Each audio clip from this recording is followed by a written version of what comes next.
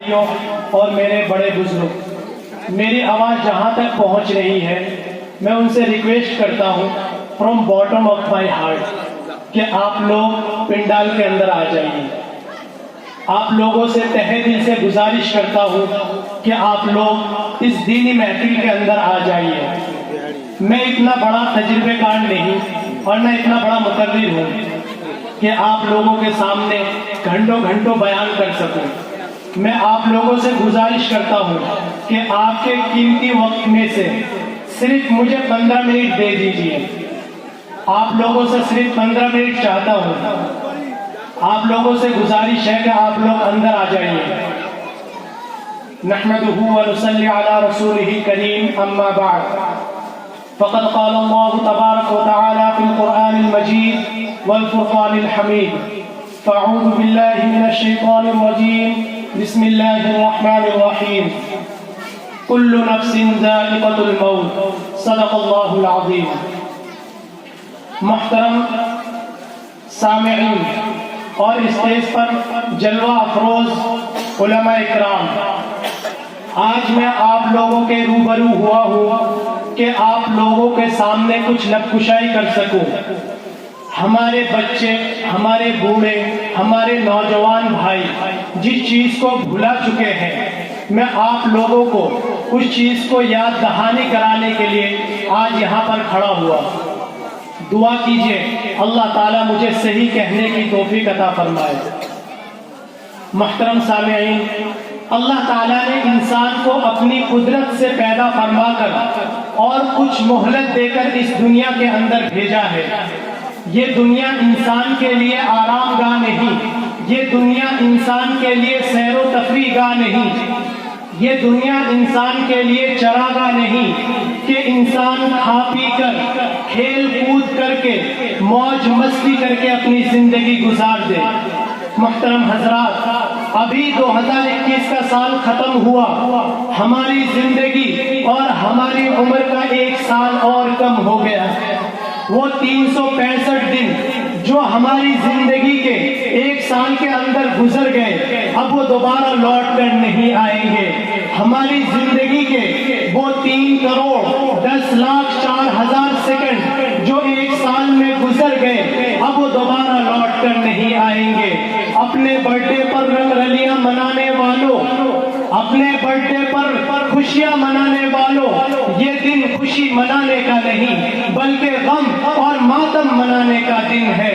محترم حضرات، انسان کی زندگی ہوا میں رکھے ہوئے چراغ کی طرح ہے کہ ایک ہی جھونکے میں وہ بجھ جاتا ہے، اور جیسے آنکھوں کا آنسو پلک جھپکتے ہی مٹی میں مل جاتا ہے، اور جیسے پانی کا بلبلا ایک ہی پل میں ختم ہو جاتا ہے، ایسے ہی انسان کی زندگی ایک ہی پل میں اس دنیا سے اگلی دنیا کی طرف رخصت ہو جاتا ہے۔ ذرا سوچو تو صحیح کہ لفظ موت کتنا بھیانک لفظ ہے۔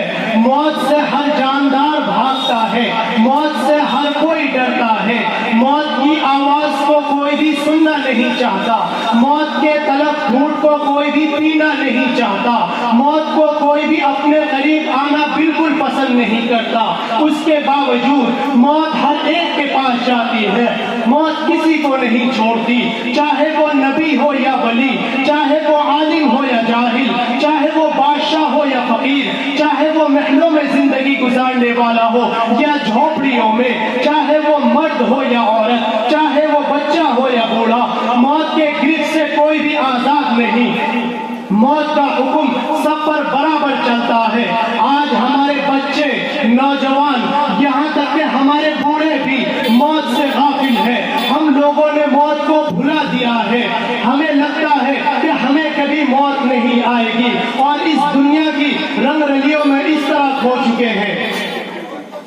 آج خاص طور پر میں اپنے نوجوان بھائیوں سے کہنا چاہتا ہوں کہ میرے نوجوان بھائی، اللہ تعالیٰ کو یہ عمر سب سے زیادہ پسند ہے، کیونکہ بچے نادان ہوتے ہیں، بوڑھے کمزور اور ضعیف ہوتے ہیں، ان دونوں کے اندر عبادت کرنے کی اتنی صلاحیت موجود نہیں ہوتی جتنا کہ ایک نوجوان کے اندر ہوتی ہے، کیونکہ آپ کے پاس طاقت ہے، آپ کے پاس حوصلہ ہے، آپ کے پاس مضبوطی ہے، آپ کا جو من کرتا ہے آپ کر سکتے ہو, آپ کا جہاں من کرتا ہے آپ جا سکتے ہو, آپ کا جو من کرتا ہے آپ وہ کھا سکتے ہو, اسے ہضم کر سکتے ہو.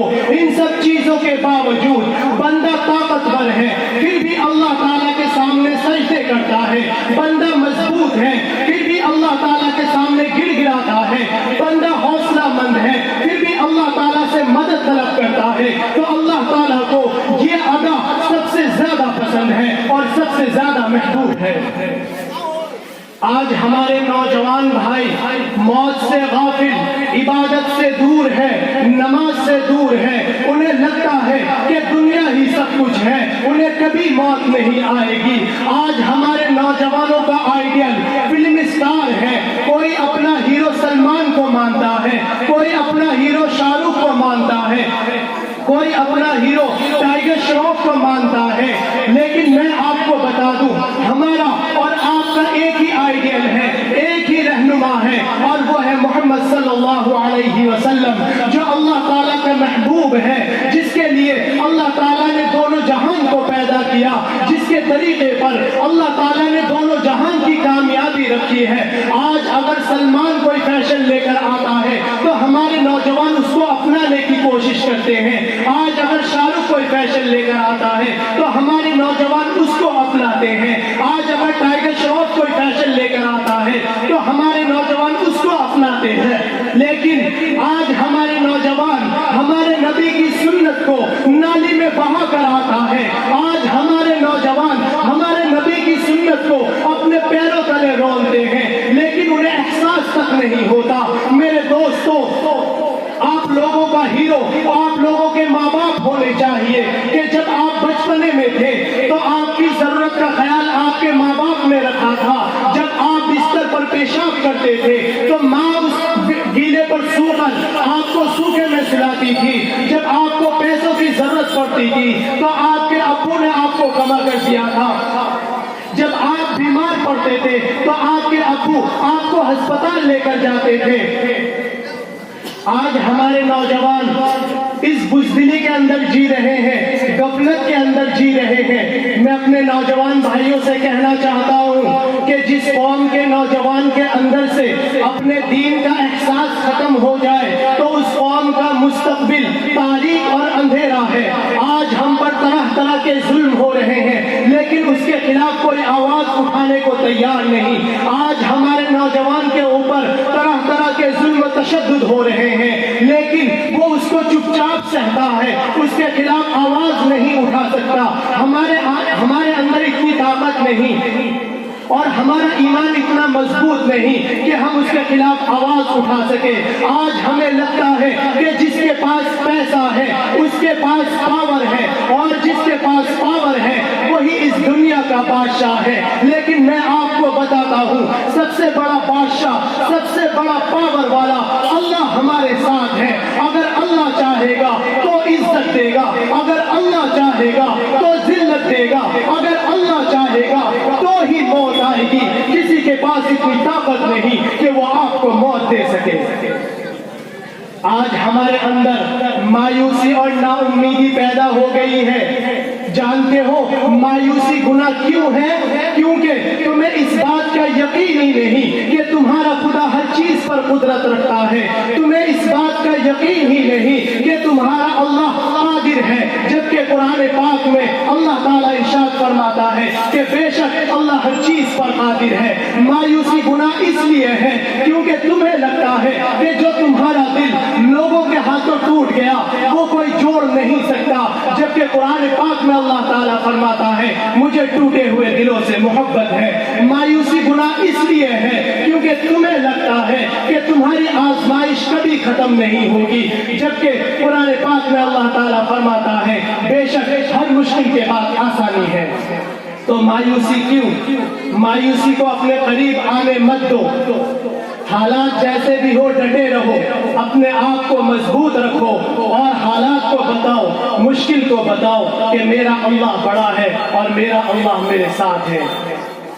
ویسے میرے دوستو کہنے کو تو بہت کچھ ہے لیکن میرے بعد میرے اور بھی بہت سارے अकाबिर उलमा इकराम मौजूद हैं, उनसे आप लोग बहुत कीमती नसीहतें सुनेंगे।